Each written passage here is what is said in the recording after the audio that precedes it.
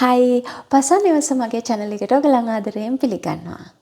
අද මම ඔයගලත් එක්ක කතා කරන්න හිතුවේ අපිට කුස්සියේ නැතුවම බැරි හැබැයි වැඩිපුර අවධානයක් යොමු නොකරන දෙයක් ගැන. ඒ තමයි chopping board. එහෙම නැත්නම් කපන්න කොටන්න අපි පාවිච්චි කරන බෝඩ් එක ලෑල්ල.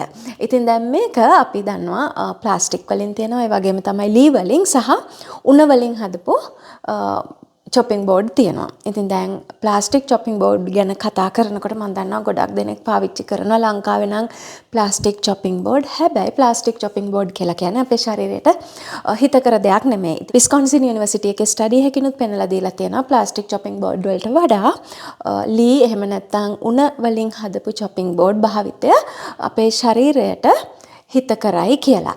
ඉතින් ඒක නිසා මගේ ගෙදර දැන් මගේ කුස්සියේ plastic chopping board භාවිතය සම්පූර්ණයෙන්ම අයින් කරලා තියෙනවා අපි.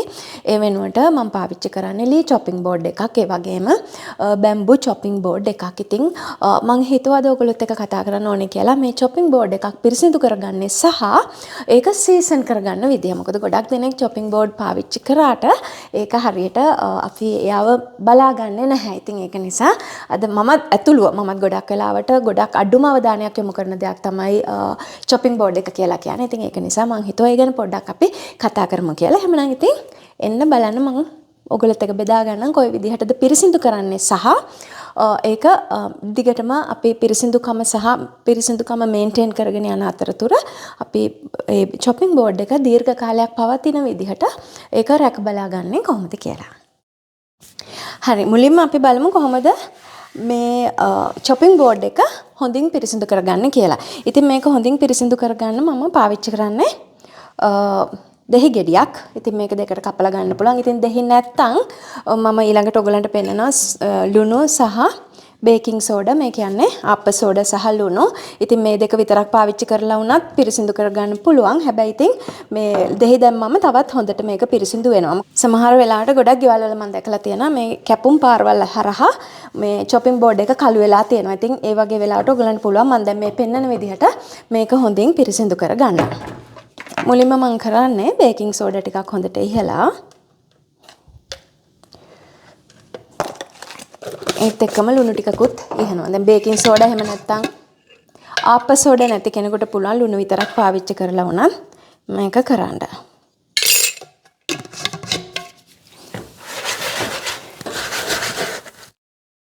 ඉතින් මේ විදිහට හොඳට මේ දෙහි ගෙඩියෙන් මේක මෙහෙම මිරිකපුවම ඔයගලන්ට පේනවනේ මේක හොඳට ක්‍රියාකාරී වෙනවා. ඉතින් මේක හොඳින් අතුල ගමු අපි.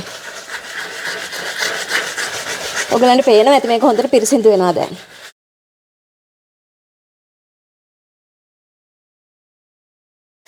මතක තියාගන්න ඕනේ දෙයක් තමයි මේ wood chopping board කියලා කියන්නේ මේක ඇතුලේ post එහෙම නැත්නම් පුංචි සිදුරු තියෙනවා. ඉතින් මේ සිදුරු හරහා අපි එළවලු කැපුවත් මස් කැපුවත් මාළු කැපුවත් ඒ හැම දෙයක්ම ඒ හරහා ඇතුලට උරා ගන්නවා. ඉතින් ඒක නිසා මේක හරියට පිරිසිදු කරගත්තේ නැත්නම් මේකේ බැක්ටීරියා ඇති වෙනවා. ඉතින් එතකොට තමයි අර කළු පාට වෙලා සමහර කුස්සිවල තියෙනවා chopping board ඒක දැකපුවාම ඒ ගෙදර උයන කෑමක්වත් කන්න හිතෙන්නේ නැහැ. ඔයගලන්ට මම හිතනවා මම මේ කියන අත්දැකීම ඇති කියලා. මේ විදිහට මම දෙපැත්තම හොඳින් පිරිසිදු කර ගන්නවා.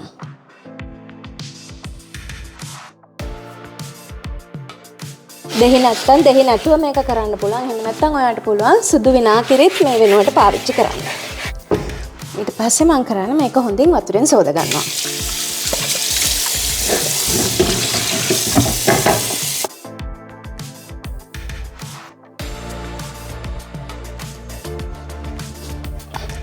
ඉතින් දැන් මේ විදිහට හොඳින් පිරිසිදු කරගත්තු chopping board එක මම මෙන්න මේ විදිහට ඇල කරලා තියනවා වේලෙන්න. මෙන්න මේ වගේ සමාන්තරව මේ විදිහට තියන්නේ. එතකොට අර වතුර ටික ඔක්කොම හොඳට බැහැලා එළියට යන විදිහට. මේක හොඳින් වේලුනහම අපි බලමු මේක කොහොමද අපි සීසන් කරගන්නේ කියලා. ඔයාලා දැන් මේ දකින්නේ හොඳට වේලිච්ච මගේ chopping board එක. ඉතින් මේක පැයක් විතර යද්දි දවල් වරුවක වගේ කරා නම් ඔයාලට විනාඩි 20ක් 30ක් ඇතුළතදී මේක හොඳින් වේල ගන්න පුළුවන්. ඉතින් මේක වේලුණාට පස්සේ ඔයගලන්ට පේනවා මේක පිරිසිදුකම තියනවා. හැබැයි මේක ගොඩාක් dry. එහෙම නැත්නම් වියලි ගතියක් තියෙනවා. ඉතින් මේ chopping board එකක් විශේෂයෙන් මේ lee chopping board එකක් එහෙම නැත්නම් bamboo chopping board එකක් ඉක්මනින් නාස්ති වෙන්න හේතුවක් තමයි මේ විදිහට ගොඩක් වියලිකමට මේක තියෙනකොට. ඉතින් ඒක නැති කරගන්න සහ දැන් දිගටම අපි හොඳට බලාගත්තු නැති chopping board එකක් නම් ඔයාට මුලින් ඉඳන්ම neglect වෙච්ච chopping board එකක් නම් මේක දැන් ගොඩාක් මේ පිහිපාරවල් එහෙම වැදිලා ගොඩක් ඇතුළට සිදුරු වගේ හැදිලා ගොඩාක් නාස්ති වෙලා තියෙනවා වෙන්න පුළුවන්. ඉතින් එහෙමනම් මේක සීසන් කරන්න කලින් මම තව පුංචි දෙයක් කියලා දෙන්නම් ඔයගලන්ට කොහොමද මේ ගොඩක් නාස්ති වෙලා තියෙන chopping board එකක් ආපහු පොඩ්ඩක් හොඳ තත්ත්වයටපත් කරලා ඊට පස්සේ අපි සීසන් කරගන්නේ කොහොමද කියලා. මුලින්ම මම කරන්නේ සෑන්ඩ් පේපර් එකකින් මේක හොඳින් මැද ගන්නවා. ඉතින් ඒකට මම අද පාවිච්චි කරන්නේ 320. ඉතින් ඔයාගේ chopping board එක ගොඩක් නාස්ති වෙලා නැත්නම් ඔයාට පුළුවන් මීට වඩා ටිකක් ලොකු අංකයක් තියෙන සෑන්ඩ් පේපර් එකක් ගන්න. එතකොට ගොඩක් මේක තදින් හීරිලා යන්නේ නැහැ. ඉතින් දැන් මම මේක තමයි අද පාවිච්චි කරන්නේ. මේක පාවිච්චි කරලා මම මේක හොඳින් මැද ගන්නවා.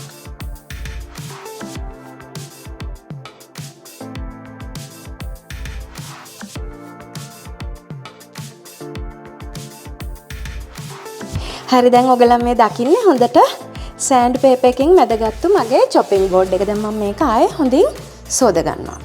දැන් ඔයගලන්ට පේනවා ඇතිනේ මේක දැන් අර කලින් තිබ්බා වගේ නෙමෙයි දැන් හොඳ පිරිසිදු කමක් මේකට ඇවිල්ලා තියෙනවා. ඒ වගේම තමයි මේක අර මතු පිට දැන් මම සෑන්ඩ් පේපර් එකෙන් හොඳට මැද්දට පස්සේ මතු පිට ගොඩක් සිනිදු ගතියක් ඇවිල්ලා තියෙනවා. අර සමාන ගමක් ඇවිල්ලා තියෙනවා. දැන් හොඳින් සෝදගත්තු chopping board එක මම ආයෙ පාරක් මේ විදිහට හොඳට වේලෙන්න තිබ්බා. මේක එයා ඩ්‍රයි කරන්න ඕනේ. ඉතින් දැන් මම ආපහු මේක තියලා පැය භාගයකින් විතර අපි ඇවිල්ලා බලමු කොහොමද මේක සීසන් කරලා ඉවර කරගන්නේ කියලා. දැන් ඔන්න මම සෑන්ඩ් කරාට පස්සේ හොදගත්තු chopping board එක තමයි ඔයගලන් මේ දකින්නේ. ඉතින් දැන් මේ වෙලාවේ ඔයාලට තේරෙනවා නම් තවත් ඔයාගේ chopping board එක රළුයි කියලා මේ ආයෙ පාරක් සෑන්ඩ් පේපර් එකකින් මේක තව පාරක් පුළුවනි හොඳින් අතුල්ලලා ඊට පස්සේ ඒක සෝදලා දැන් මේ කරා වගේම අපහො වේලෙන්න තියන්න. ඊට පස්සේ මොකද්ද අපි කරන්න කියලා දැන් බලමු. මේ දැන් අපි ඇත්තටම කරන්න යන්නේ මේ අපේ chopping board එක හොඳින් කන්ඩිෂන් කරගන්න. දැන් අපි කොණ්ඩේ කන්ඩිෂන් කරනවනේ ඒ වගේම දැන් මේකත් අපි කන්ඩිෂන් කරන්න තමයි මේ යන්නේ. මොකද අපි කොණ්ඩේ කන්ඩිෂන් කරන්නේ ඒක හොඳින් අර තෙත ගතියක් හොඳට අර ෆ්‍රීස් වෙන්නේ නැත් ෆ්‍රීසි ගතියක් නැතුව තියාගන්න. ඉතින් ඒ වගේම දෙයක් තමයි අපි දැන් මේ කරන්න යන්නේ මේ chopping board එකට. ඉතින් chopping board එකක් සීසන් කරන්න සාමාන්‍යයෙන් පාවිච්චි කරන්නේ මිනරල් ඔයිල්. ඉතින් දැන් ලංකාවේ ඉන්න කෙනෙකුට මිනරල් ඔයිල් කියන දේ සමහර විට හොයාගන්න බැරි වෙයි. දැන් මම අද පාවිච්චි කරන්නේ මේ කොකනට් ඔයිල්. මේ කොකනට් ඔයිල් එක මේ වගේ ඝනකමට තියෙන මේක අපි කියන්නේ cold press කරලා තියෙන. ඉතින් ඒකින්ද තමයි මේක මේ ඝනකමට තියෙන. හැබැයි සමයකදී නම් මේක පොඩ්ඩක් දියාරු ගතියක් ඇවිල්ලා ටිකක් අර ඔයිලි ගතිය එනවා. දැන් මම මේක තමයි පාවිච්චි කරන්නේ. අපේ මගේ chopping board එක සීසන් කරගන්න. මොකද ලංකාවේ ඕන කෙනෙකුට ගෙදර පොල් තෙල් තියෙන නිසා තමයි මම අද මේක පාවිච්චි කරන්නේ.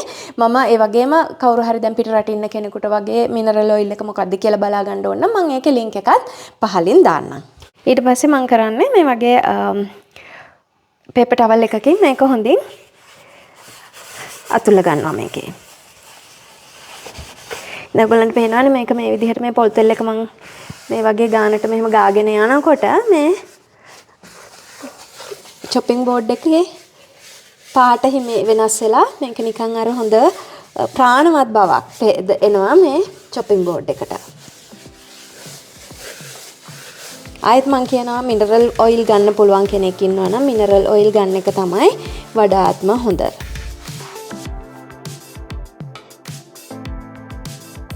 දැන් ඔයා කවදාවත්ම සීසන් කරලා නැත්නම් ඔයාගේ chopping board එක මේ එකපාරක් ඔයා මේක ඔයිල් කරාට මදි. ඔයාට දෙතුන් පාරක් මේක ඔයිල් කරන්න නම් මොකද ඔයිල් කරලා ටික වෙලාවක් යනකොට මේක ටක් ගාලා ආපහු අර තිබුණා වගේම වේලිච්ච ගතියක් එනවා. මොකද මේ ඔයිල් එක ඔයාගේ chopping board එකට උරා ගන්න හින්දා. ඔයාට paper towel එකක් නැත්නම් පිරිසිදු රෙදි කෑල්ලකින් උනත් මේක කරන්න පුළුවන්. ඔන්න දැන් ඔයිල් කරලා මම ඉවර කරගත්තු චොපින් බෝඩ් එක තමයි ඔයගොල්ලෝ මේ දකින්නේ. ඔයගලන්ට වෙනසක් දැනෙනවා ඇති. මට මේක පියවියෙන් බලනකොට ලොකු වෙනසක් දැනෙනවා. ඉතින් මට ඔයගලන්ට මතක් කරන්න ඕනේ මම මේක දෙපාරක් විතර ඔයිල් කරා. ඔයිල් කරලා වේලෙන්න එකපාරක් ඔයිල් කරලා ඒක හොඳින් වේලෙන්න තියලා ආයෙ පාරක් ඔයිල් කරන්න.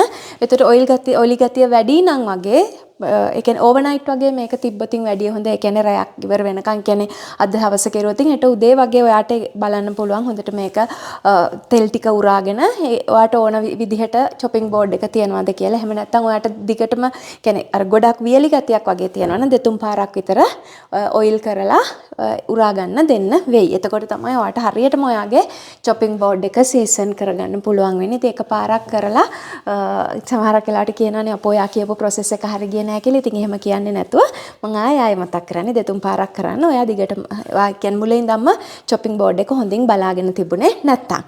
ඉතින් මං හිතනවා මේ වීඩියෝ එක ඔයගොල්ලන්ට ප්‍රයෝජනවත් වෙන්න ඇති කියලා. එහෙම හිතනවා නම් ඔයාගේ යාළුවොත් එක්කලා බලන්න මේක ෂෙයා කරගන්න කියලා ආදරෙන් ඉල්ලනවා. ඒ වගේම සමු අරගෙන යන්න කලින් තවත් පුංචි මතක් කිරීමක් කරන්න ඕනේ. ඔයගොල්ලෝ දන්නවා මගේ අනිත් channel එක grow with tanu. ඉතින් ගොඩක් දෙනෙක් මාත් එක්කලා විශේෂයෙන් දුවලා ගොඩක් දෙනෙක් මාත් එක්ක එකතු වුණා. grow with tanu channel එකත් එක්කලා. ඉතින් තාමත් මම grow with tanu channel එකේ වැඩ පටන් අරගෙන නැහැ. ඉතින් ඒකත් ඉක්මනටම podcast එකක් විදිහට ඔයගලන්ට අරගෙන එන්න මම මේ ටිකේ වැඩ කටයුතු කරගෙන යනවා. ඉතින් ඒක පසන් නිවසට වඩා ටිකක් වැඩිපුර homework කරන්න ගොඩක් study කරන්න තියෙන channel එකක් ඒක. ඉතින් ඒකෙත් podcast අරගෙන මම ඉක්මනටම ඔයගලන් ඒ channel එක හරහත් බලන්න එනවා කියලා මතක් කරනවා. මොකද ගොඩක් දෙනෙක් ඒ channel එකටත් ඇවිල්ලා comments දාලා තිබ්බා ඇයි වීඩියෝ එකක් නැත්තේ කියලා. ඉතින් එහෙමනම් අද මම ඔයගලන්ගෙන් සමු අරගෙන යනවා. ඊළඟ වීඩියෝ එකෙන් ඔයගලන් හම්බෙන්න මම ඉක්මනටම එනවා. එනකන් ඔයගලන් පරිස්සමෙන් සතුටින් ඉන්න.